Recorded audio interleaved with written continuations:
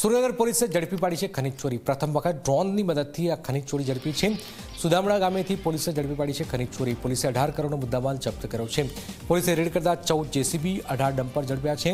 પોલીસે ખનીજ માફિયાઓને ઝડપવા ચક્રો ગતિમાન પણ કર્યા છે।